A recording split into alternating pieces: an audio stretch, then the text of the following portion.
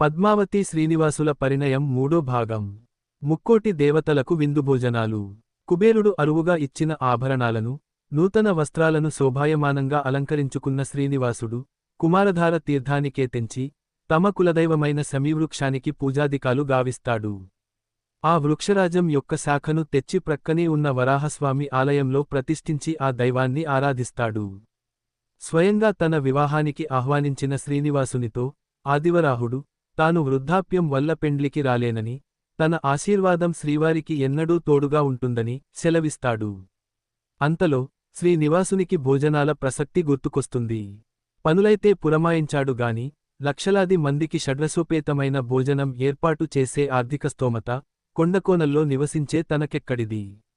ఖర్చు కోసం చింతిస్తున్న శ్రీనివాసుణ్ణి పరమశివుడు ఓదార్చి తన మధ్యవర్తిత్వంతో కుబేరస్వామి నుంచి కావలసిన ధనాన్ని అరువుగా కలియుగాంతం వరకు వడ్డీ తీర్చే షరతుపై ఇప్పిస్తాడు.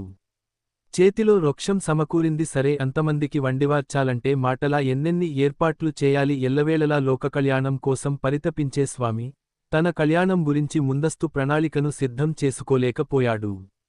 అంత భారీగా వంటలు చేయడానికి తగ్గ పాత్రలు తనవద్ద లేవంటాడు వంటపని బాధ్యత తీసుకున్న అగ్నిదేవుడు. వాస్తవానికి ఈ కార్యం అగ్నిదేవునికి సునాయాసం. ఆయన శ్రీవారి లీలలను చూచి తరించాలనుకున్నాడంతే. పాత్రల అవసరం లేకుండా వెంకటాచలం నందున్న తీర్థాలలోనే వంటలు వండమని శ్రీనివాసుడు సలహా ఇస్తాడు. స్వామివారి యానతి ప్రకారం స్వామి పుష్కరిణిలో అన్నం వండబడింది. పాపనాశనం తీర్థంలో పప్పు, ఆకాశగంగ తీర్థంలో పులుసు, తుంబుర తీర్థంలో చిత్రాన్నం, పాండవ తీర్థంలో తింత్రినీరసం, చారు, మిగిలిన తీర్థాలన్నింటిలో రకరకాల పచ్చళ్ళు, ఇతర కమ్మనైన పిండి వంటలు తయారు చేయబడ్డాయి.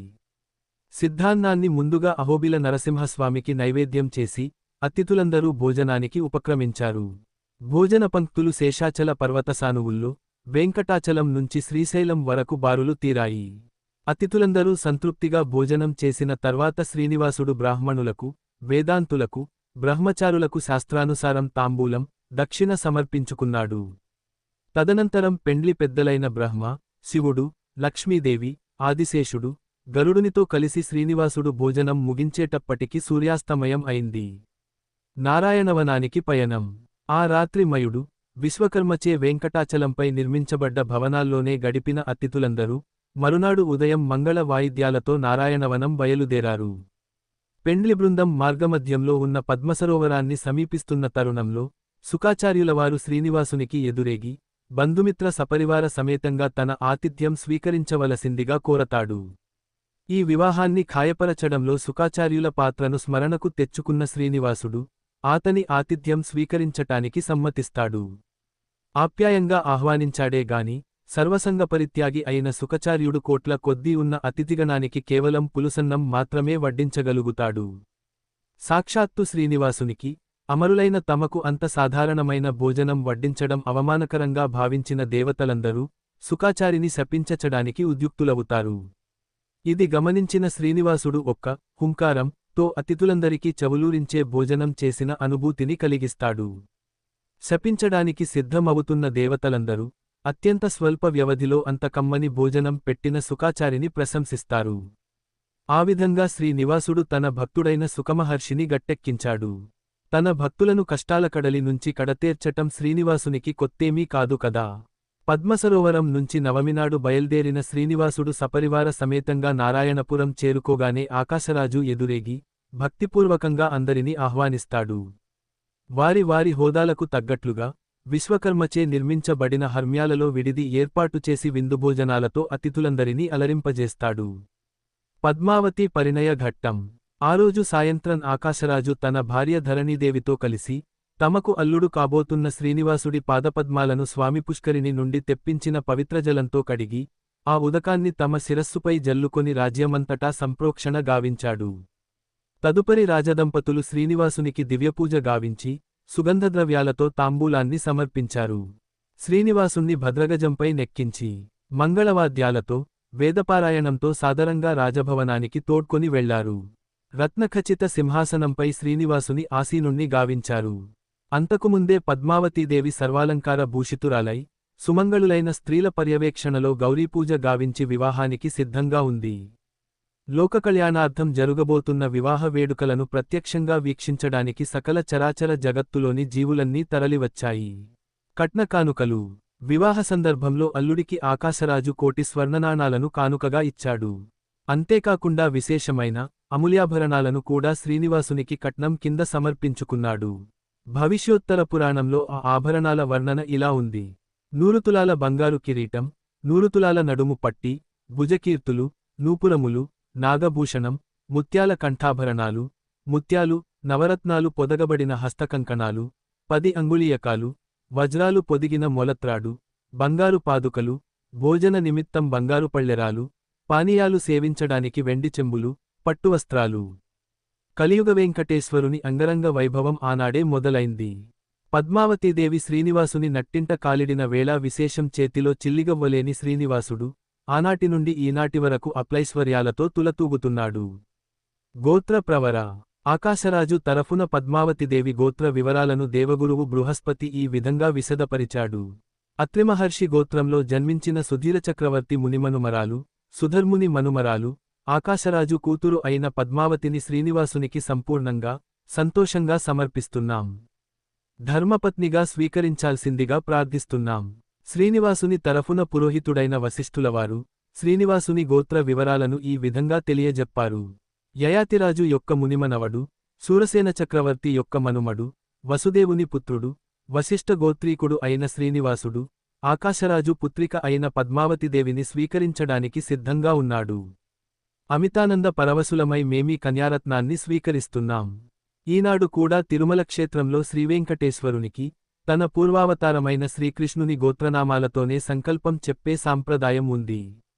మంగళసూత్ర ధారణ. గోత్ర ప్రవరానంతరం కంకణధారణ, వేదపండితుల ఆశీర్వాదం మొదలైన వివాహతంతులన్నీ శాస్త్రోక్తంగా జరిగాయి. వైశాఖ శుక్లపక్షం, దశమి, శుక్రవారం, పూర్వఫల్గుని నక్షత్ర శుభముహూర్తంలో శ్రీనివాసుడు పద్మావతిదేవి మెడలో మంగళసూత్రధారణ గావిస్తుండగా దేవలోకం నుంచి పుష్పవర్షం కురిసింది. దేవదుందుబులు మ్రోగించబడ్డాయి. ఈ విధంగా 4 రోజుల వివాహ కార్యక్రమం అత్యంత వైభవోపేతంగా, నభూతోనభవిష్యతి అన్న చందంగా జరిగిన తరువాత 5వ రోజున ఆకాశరాజు ధరణీదేవి దంపతులు పద్మావతిని శ్రీనివాసునికి లాంఛనప్రాయంగా అప్పగించారు. ఆకాశరాజు పంపిన సారే. అప్పగింతల సందర్భంగా ఆకాశరాజు పద్మావతిదేవితో పాటుగా పంపిన సారే ఈ విధంగా ఉంది. 300 మేకలు, 5000 ఆవులు, 100 కొద్దీ దాసదాసీజనం, పట్టు పీతాంబరాలు, రత్నఖచిత మంచంతో పాటుగా పట్టుపరుపులు, దిండ్లు, 300 పుట్ల పెసలు, మహాభారం కలిగిన బెల్లం, 1 భారం చింతపండు, భూరి మొత్తంలో మెంతులు, ఉప్పు, ఇంగువ, ఆవాలు, 1000 కడవల పాలు, 100 కుండల నిండా పెరుగు, 1500 చర్మపాత్రల నిండా నెయ్యి, 200 కుండల నిండా చక్కెర, 200 కుండల నిండా తేనె, గుమ్మడికాయలు, అరటిగెలలు, మామిడి పండ్లు, ఉసిరికాయలు. వీటన్నింటినీ క్షేమంగా వెంకటాచలం చేర్చటానికి 1000 అశ్వాలు, 1000 ఏనుగులు. తన గారాల పట్టిపై ఆకాశరాజుకు గల ఆప్యాయతానురాగాలకు అంతే లేదు. వివాహానంతరం శ్రీమహాలక్ష్మి కొల్హాపూర్కు తిరిగి వెళ్ళిపోయింది. నూతన వధూవరులైన పద్మావతి, శ్రీనివాసులు 3 రోజులపాటు నారాయణవనంలోనే ఉండి సర్వసౌఖ్యాలను అనుభవించారు.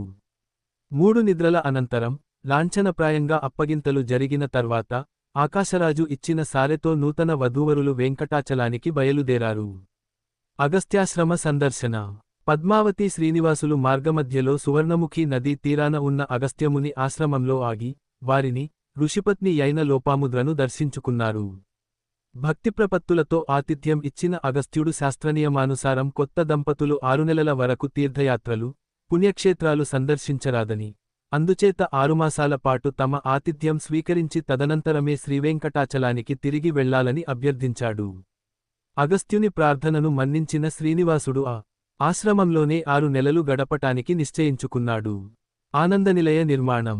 శ్రీనివాసుడు ఈలోగా ఆకాశరాజు తమ్ముడైన తొండమానుని పిలిచి, ఈ 6 నెలల వ్యవధిలో వెంకటాచలంపై తాము నివసించడానికి ఓ అద్భుతమైన భవనాన్ని వాస్తు ప్రకారం నిర్మించి ఇమ్మని ఆదేశించాడు.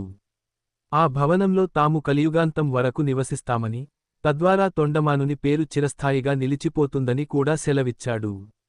శ్రీవారి ఆనతిని శిరసావహించిన తొండమానుడు అత్యంత స్వల్ప సమయంలో తిరుమల క్షేత్రంలో స్వామి పుష్కరిణికి దక్షిణ భాగాన, తూర్పు ముఖంగా ఆదివరాహుడు శ్రీనివాసునికి ఆవాసనిమిత్తం ఇచ్చిన స్థలంలో 3 ప్రాకారాలు, 7 ప్రవేశ ద్వారాలు, బంగారు గోపురం, ధ్వజస్తంభ పరివేష్టితంగా ఓ అద్భుతమైన భవనాన్ని నిర్మింపజేశాడు. అదే ఈనాడు తిరుమలలో సర్వాంగ సుందరంగా, నిత్యకళ్యాణం పచ్చతోరణంగా శోభిల్లే ఆనందనిలయం అనబడే ముఖ్యాలయం. అందులోనే శ్రీవారు అర్చామూర్తి రూపంలో దేవేరులిద్దరితో ఈ నాటికి కొలువై ఉన్నారు. భవన నిర్మాణం పూర్తి కాగానే గృహప్రవేశం చేయవలసిందిగా శ్రీవేంకటేశ్వరునికి వర్తమానం అందింది. శ్రీనివాస మంగాపురం ముక్కోటి. శ్రీనివాసుడు పద్మావతి సమేతంగా శ్రీవరాహ క్షేత్రానికి బయలుదేరుతూ అగస్త్యుని ఆతిథ్యానికి సంతుష్టుడై 6 నెలల పాటు తాము నివసించిన ఆ ప్రదేశం తమ దంపతులిరువురి పేరున శ్రీనివాస మంగాపురం గా ప్రసిద్ధిగాంచుతుందని, అందులో తాను కళ్యాణ వెంకటేశ్వరుని గా కొలువై ఉంటానని సెలవిస్తాడు. మనందరికీ సుపరిచితమైన ఈ శ్రీనివాస మంగాపురం ఆలయం గురించి మరోసారి వివరంగా తెలుసుకుందాం. అయితే స్థానికుల కథనం ప్రకారం పద్మావతి శ్రీనివాసులు ఆ 6 నెలల్లో పగటిపూట అగస్త్యుని ఆశ్రమంలోనూ, రాత్రివేళల్లో శ్రీనివాసమంగాపురంలో ఉన్న మరో ఆశ్రమంలోనూ నివసించేవారట. తిరుపతికి సమీపంలో సువర్ణముఖి నదీ తీరాన నేటి తొండవాడ గ్రామంలో ముక్కోటి గా పిలువబడే దేవాలయమే పద్మావతి శ్రీనివాసులు కొలువున్న ఆశ్రమం.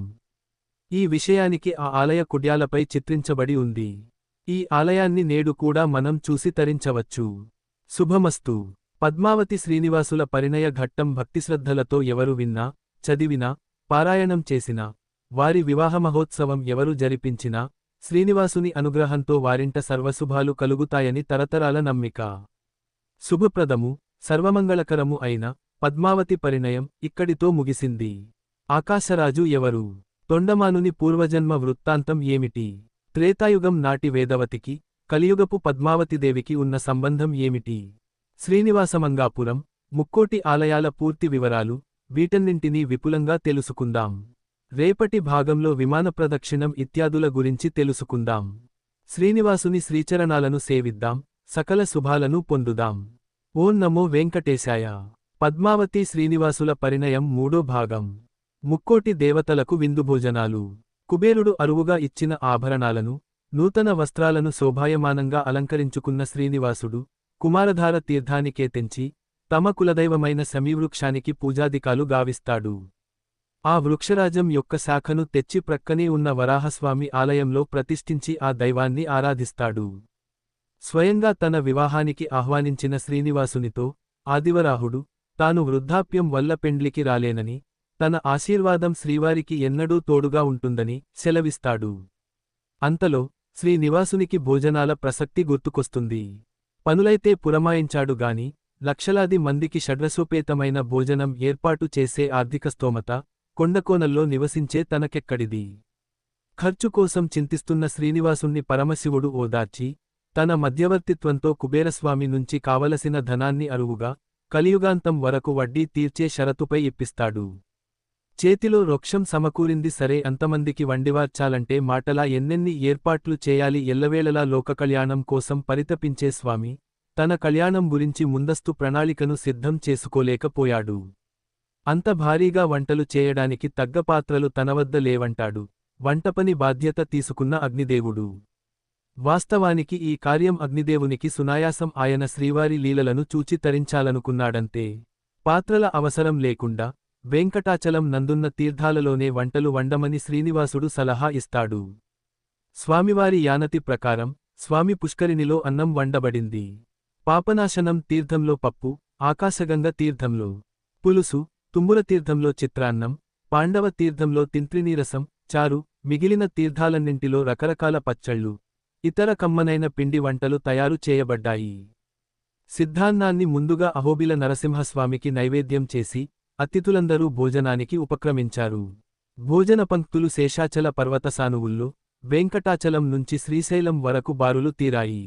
అతిథులందరూ సంతృప్తిగా భోజనం చేసిన తర్వాత శ్రీనివాసుడు బ్రాహ్మణులకు, వేదాంతులకు, బ్రహ్మచారులకు శాస్త్రానుసారం తాంబూలం, దక్షిణ సమర్పించుకున్నాడు. తదనంతరం పెండ్లి పెద్దలైన బ్రహ్మ, శివుడు, లక్ష్మీదేవి, ఆదిశేషుడు, గరుడునితో కలిసి శ్రీనివాసుడు భోజనం ముగించేటప్పటికి సూర్యాస్తమయం అయింది. నారాయణవనానికి పయనం. ఆ రాత్రి మయుడు, విశ్వకర్మచే వెంకటాచలంపై నిర్మించబడ్డ భవనాల్లోనే గడిపిన అతిథులందరూ మరునాడు ఉదయం మంగళ వాయిద్యాలతో నారాయణవనం బయలుదేరారు. పెండ్లి బృందం మార్గమధ్యంలో ఉన్న పద్మసరోవరాన్ని సమీపిస్తున్న తరుణంలో శుకాచార్యులవారు శ్రీనివాసునికి ఎదురేగి బంధుమిత్ర సపరివార సమేతంగా తన ఆతిథ్యం స్వీకరించవలసిందిగా కోరతాడు. ఈ వివాహాన్ని ఖాయపరచడంలో శుకాచార్యుల పాత్రను స్మరణకు తెచ్చుకున్న శ్రీనివాసుడు ఆతని ఆతిథ్యం స్వీకరించటానికి సమ్మతిస్తాడు.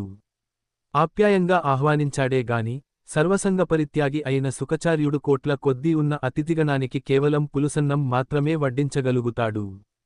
సాక్షాత్తు శ్రీనివాసునికి అమరులైన తమకు అంత సాధారణమైన భోజనం వడ్డించడం అవమానకరంగా భావించిన దేవతలందరూ శుకాచారిని శపించచడానికి ఉద్యుక్తులవుతారు. ఇది గమనించిన శ్రీనివాసుడు ఒక్క హుంకారం తో అతిథులందరికీ చవులూరించే భోజనం చేసిన అనుభూతిని కలిగిస్తాడు. శపించడానికి సిద్ధమవుతున్న దేవతలందరూ అత్యంత స్వల్ప వ్యవధిలో అంత కమ్మని భోజనం పెట్టిన శుకాచారిని ప్రశంసిస్తారు. ఆ విధంగా శ్రీనివాసుడు తన భక్తుడైన శుకమహర్షిని గట్టెక్కించాడు. తన భక్తులను కష్టాల కడలి నుంచి కడతేర్చటం శ్రీనివాసునికి కొత్తేమీ కాదు కదా. పద్మసరోవరం నుంచి నవమినాడు బయల్దేరిన శ్రీనివాసుడు సపరివార సమేతంగా నారాయణపురం చేరుకోగానే ఆకాశరాజు ఎదురేగి భక్తిపూర్వకంగా అందరినీ ఆహ్వానిస్తాడు. వారి వారి హోదాలకు తగ్గట్లుగా విశ్వకర్మచే నిర్మించబడిన హర్మ్యాలలో విడిది ఏర్పాటు చేసి విందుభోజనాలతో అతిథులందరినీ అలరింపజేస్తాడు. పద్మావతి పరిణయ ఘట్టం. ఆ రోజు సాయంత్రం ఆకాశరాజు తన భార్య ధరణీదేవితో కలిసి తమకు అల్లుడు కాబోతున్న శ్రీనివాసుడి పాదపద్మాలను స్వామి పుష్కరిణి నుండి తెప్పించిన పవిత్రజలంతో కడిగి ఆ ఉదకాన్ని తమ శిరస్సుపై జల్లుకొని రాజ్యమంతటా సంప్రోక్షణ గావించాడు. తదుపరి రాజదంపతులు శ్రీనివాసునికి దివ్యపూజ గావించి సుగంధద్రవ్యాలతో తాంబూలాన్ని సమర్పించారు. శ్రీనివాసుణ్ణి భద్రగజంపై నెక్కించి మంగళవాద్యాలతో వేదపారాయణంతో సాదరంగా రాజభవనానికి తోడ్కొని వెళ్లారు. రత్నఖచిత సింహాసనంపై శ్రీనివాసుని ఆసీనుణ్ణి గావించారు. అంతకుముందే పద్మావతీదేవి సర్వాలంకార భూషితురాలై సుమంగళులైన స్త్రీల పర్యవేక్షణలో గౌరీపూజ గావించి వివాహానికి సిద్ధంగా ఉంది. లోకకళ్యాణార్థం జరుగబోతున్న వివాహ వేడుకలను ప్రత్యక్షంగా వీక్షించడానికి సకల చరాచర జగత్తులోని జీవులన్నీ తరలివచ్చాయి. కట్నకానుకలు. వివాహ సందర్భంలో అల్లుడికి ఆకాశరాజు కోటి స్వర్ణనాణాలను కానుకగా ఇచ్చాడు. అంతేకాకుండా విశేషమైన అమూల్యాభరణాలను కూడా శ్రీనివాసునికి కట్నం కింద సమర్పించుకున్నాడు. భవిష్యోత్తర పురాణంలో ఆ ఆభరణాల వర్ణన ఇలా ఉంది. 100 తులాల బంగారు కిరీటం, 100 తులాల నడుము పట్టి, భుజకీర్తులు, నూపురములు, నాగభూషణం, ముత్యాల కంఠాభరణాలు, ముత్యాలు, నవరత్నాలు పొదగబడిన హస్తకంకణాలు, 10 అంగుళీయకాలు, వజ్రాలు పొదిగిన మొలత్రాడు, బంగారు పాదుకలు, భోజన నిమిత్తం బంగారు పళ్ళెరాలు, పానీయాలు సేవించడానికి వెండి చెంబులు, పట్టువస్త్రాలు. కలియుగ వెంకటేశ్వరుని అంగరంగ వైభవం ఆనాడే మొదలైంది. పద్మావతీదేవి శ్రీనివాసుని నట్టింట కాలిడిన వేళ విశేషం చేతిలో చిల్లిగవ్వలేని శ్రీనివాసుడు ఆనాటి నుండి ఈనాటి వరకు అప్లైశ్వర్యాలతో తులతూగుతున్నాడు. గోత్ర ప్రవర. ఆకాశరాజు తరఫున పద్మావతిదేవి గోత్ర వివరాలను దేవగురువు బృహస్పతి ఈ విధంగా విశదపరిచాడు. అత్రిమహర్షి గోత్రంలో జన్మించిన సుధీరచక్రవర్తి మునిమనుమరాలు, సుధర్ముని మనుమరాలు, ఆకాశరాజు కూతురు అయిన పద్మావతిని శ్రీనివాసునికి సంపూర్ణంగా, సంతోషంగా సమర్పిస్తున్నాం. ధర్మపత్నిగా స్వీకరించాల్సిందిగా ప్రార్థిస్తున్నాం. శ్రీనివాసుని తరఫున పురోహితుడైన వశిష్ఠులవారు శ్రీనివాసుని గోత్ర వివరాలను ఈ విధంగా తెలియజెప్పారు. యయాతిరాజు యొక్క మునిమనవడు, శూరసేన చక్రవర్తి యొక్క మనుమడు, వసుదేవుని పుత్రుడు, వశిష్ఠ గోత్రీకుడు అయిన శ్రీనివాసుడు ఆకాశరాజు పుత్రిక అయిన పద్మావతిదేవిని స్వీకరించడానికి సిద్ధంగా ఉన్నాడు. అమితానంద పరవశులమై మేమీ కన్యారత్నాన్ని స్వీకరిస్తున్నాం. ఈనాడు కూడా తిరుమల క్షేత్రంలో శ్రీవేంకటేశ్వరునికి తన పూర్వావతారమైన శ్రీకృష్ణుని గోత్రనామాలతోనే సంకల్పం చెప్పే సాంప్రదాయం ఉంది.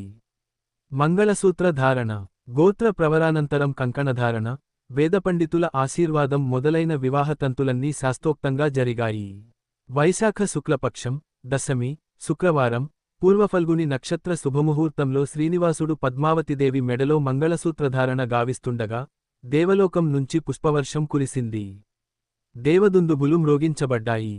ఈ విధంగా 4 రోజుల వివాహ కార్యక్రమం అత్యంత వైభవోపేతంగా, నభూతోనభవిష్యతి అన్న చందంగా జరిగిన తరువాత 5వ రోజున ఆకాశరాజు ధరణీదేవి దంపతులు పద్మావతిని శ్రీనివాసునికి లాంఛనప్రాయంగా అప్పగించారు. ఆకాశరాజు పంపిన సారే. అప్పగింతల సందర్భంగా ఆకాశరాజు పద్మావతిదేవితో పాటుగా పంపిన సారె ఈ విధంగా ఉంది. 300 మేకలు, 5000 ఆవులు, వందల కొద్దీ దాసదాసీజనం, పట్టు పీతాంబరాలు, రత్నఖచిత మంచంతో పాటుగా పట్టుపరుపులు, దిండ్లు, 300 పుట్ల పెసలు, మహాభారం కలిగిన బెల్లం, 1 భారం చింతపండు, బూరి మొత్తంలో మెంతులు, ఉప్పు, ఇంగువ, ఆవాలు, 1000 కడవల పాలు, 100 కుండల నిండా పెరుగు, 1500 చర్మపాత్రల నిండా నెయ్యి, 200 కుండల నిండా చక్కెర, 200 కుండల నిండా తేనె, గుమ్మడికాయలు, అరటిగెలలు, మామిడి పండ్లు, ఉసిరికాయలు, వీటన్నింటినీ క్షేమంగా వెంకటాచలం చేర్చటానికి 1000 అశ్వాలు, 1000 ఏనుగులు. తన గారాల పట్టిపై ఆకాశరాజుకు గల ఆప్యాయతానురాగాలకు అంతే లేదు. వివాహానంతరం శ్రీమహాలక్ష్మి కొల్హాపూర్కు తిరిగి వెళ్ళిపోయింది. నూతన వధూవరులైన పద్మావతి, శ్రీనివాసులు 3 రోజులపాటు నారాయణవనంలోనే ఉండి సర్వసౌఖ్యాలను అనుభవించారు.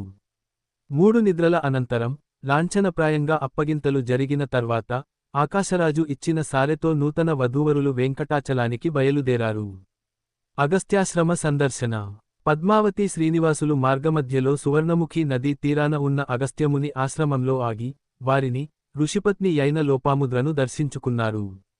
భక్తిప్రపత్తులతో ఆతిథ్యం ఇచ్చిన అగస్త్యుడు శాస్త్రనియమానుసారం కొత్త దంపతులు 6 నెలల వరకు తీర్థయాత్రలు, పుణ్యక్షేత్రాలు సందర్శించరాదని, అందుచేత 6 మాసాల పాటు తమ ఆతిథ్యం స్వీకరించి తదనంతరమే శ్రీవేంకటాచలానికి తిరిగి వెళ్లాలని అభ్యర్థించాడు.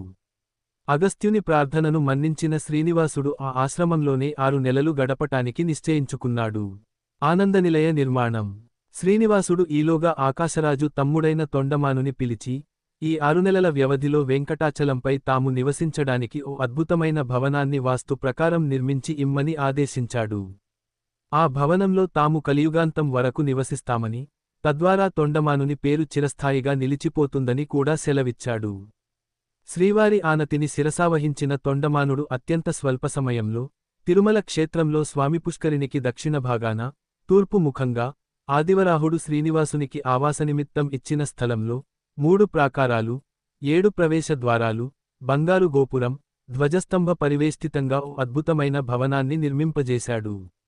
అదే ఈనాడు తిరుమలలో సర్వాంగ సుందరంగా, నిత్యకళ్యాణం పచ్చతోరణంగా శోభిల్లే ఆనందనిలయం అనబడే ముఖ్యాలయం.